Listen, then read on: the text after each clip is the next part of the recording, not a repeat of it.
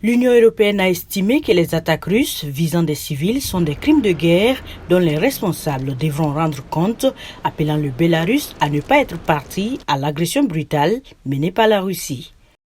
Berlin a annoncé une réunion d'urgence virtuelle mardi des dirigeants du G7 et du président ukrainien Volodymyr Zelensky. La Russie opte pour une tactique consistant à viser et à bombarder les civils. C'est quelque chose qui va à l'encontre du droit international humanitaire et ce ciblage des civils équivaut à un crime de guerre.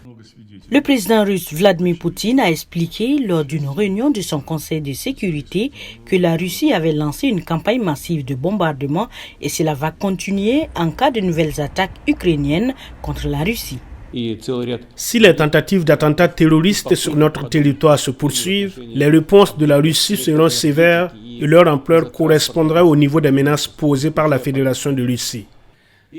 Le numéro 2 du Conseil de sécurité de la Russie et ex-président Dmitry Medvedev a assuré que les frappes massives contre l'Ukraine n'étaient qu'un premier épisode, appelant au démantèlement total du pouvoir politique ukrainien. Par ces sanctions, le régime de Kiev s'est facto allié avec les formations terroristes internationales, avec les groupes les plus odieux.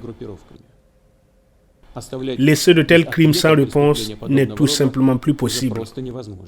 Au moins 10 personnes ont été tuées et 60 autres blessées selon la police ukrainienne.